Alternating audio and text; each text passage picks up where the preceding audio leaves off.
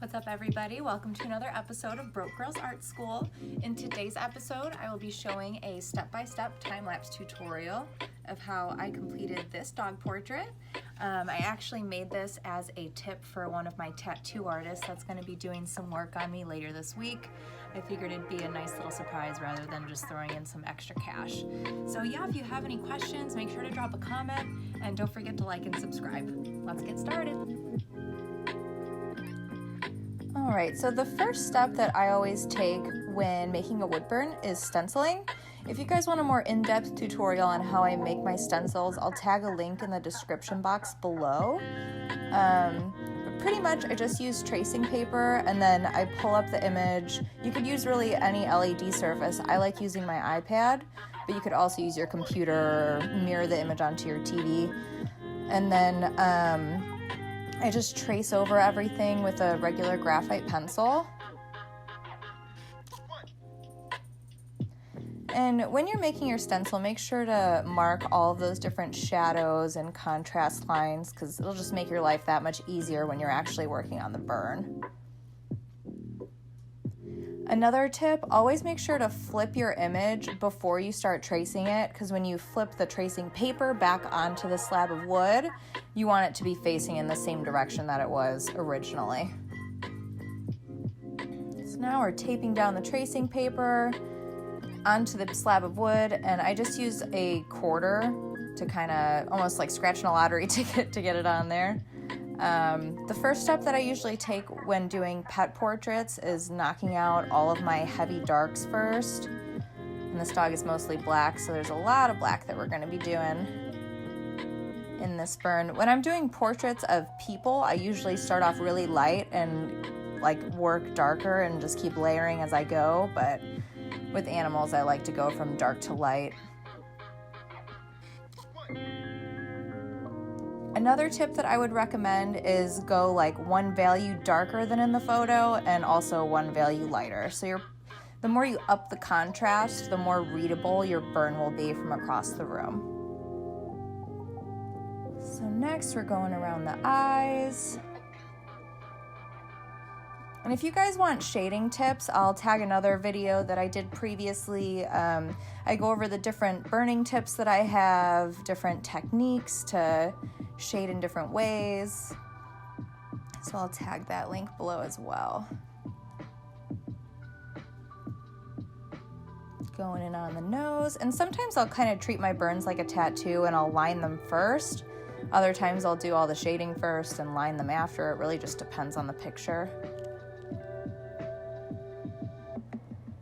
But when you're going in on the nose and eyes, you definitely want to take your time because those are the most important aspect of the pet's face. Go in and line the mouth here.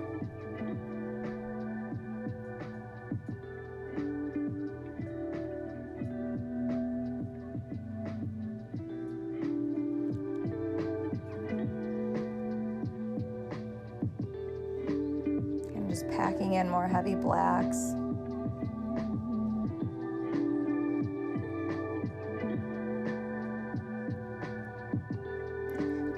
And also the tip that I used for pretty much this whole portrait was the transfer tip from Razor Tip. I just got it off their website. But that's the main thing that I use for most of my portraits.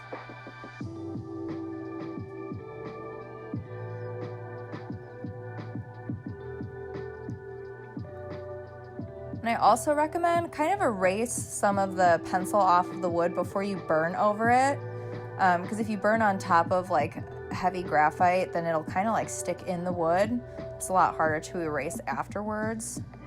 So I always kind of erase lightly just so I can barely see the shadow lines.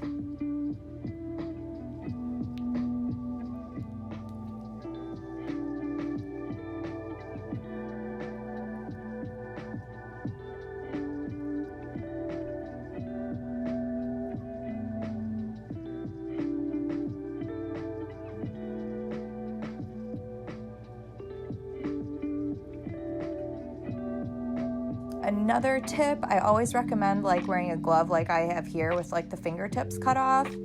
because it keeps you from smearing around the pencil, and it also prevents like the oils from your hands from seeping into the wood, because your hand will get a little bit sweaty when you're working with a hot burner like this, and you don't want those oils sinking into the wood because it will change the color a little bit.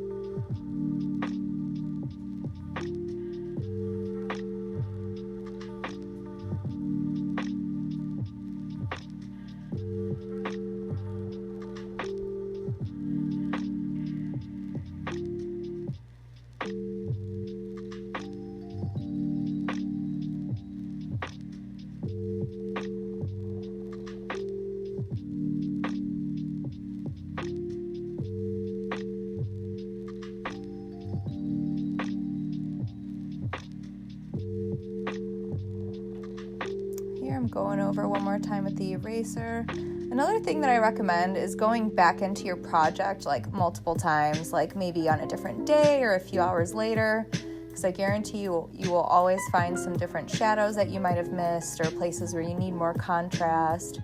It's always good to look back at something with fresh eyes after your initial pass. So next we're going into the little party hat.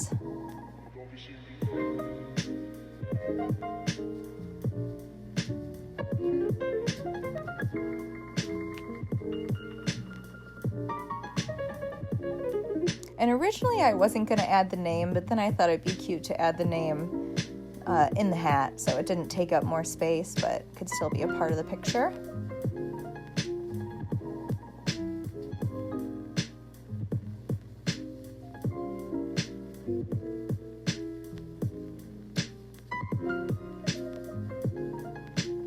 Oh, well, I'll add the name later, I guess. So here I'm going in with my torch. I'll tag links to all the supplies that I use from Amazon. But yeah, I got this torch for like 12 bucks. I love using it for backgrounds because it keeps them super simple, but you can also get a nice gradient. And I like when using the torch that you can see like the rings of the wood. Here, I gotta fill it up with some butane. And I'm holding the flame about 5 inches away from the wood because you don't want it to burn too quick.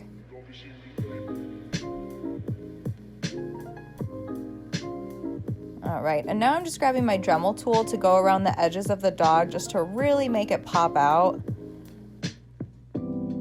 Adds a whole extra layer of contrast. And I recommend using your Dremel tool to do little like white highlights, like maybe in the eyes or the nose. It just gives it a little bit more of a realistic effect and makes it pop. So here I'm going to be going in and writing the name on the hat. I just use, it's like fontgenerator.com, and then I'll kind of pick a font that I like and just duplicate it on there. And then I'm using a different tip when I burn the name on. I'm just using a calligraphy tip.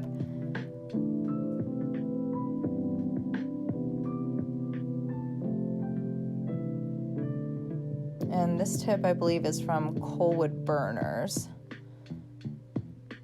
That was a nice little touch.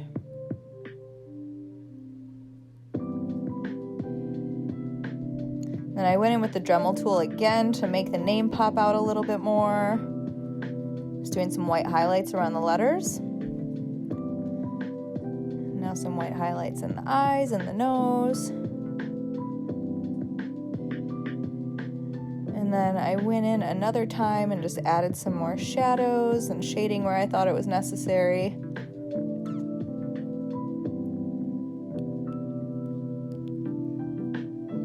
Yeah, I had so much fun with this project. All right, and there it is, pretty much all finished up, just adding another Dremel line around the edge. And then I threw a thin coat of Mod Podge on there. If you guys would like another video on how I seal my wood burns, I will tag another link in the description. But yeah, Mod Podge is my favorite sealant, especially if you're using epoxy. Always use a layer of Mod Podge underneath. All right, and it's just about all dried up, and that's the finished product.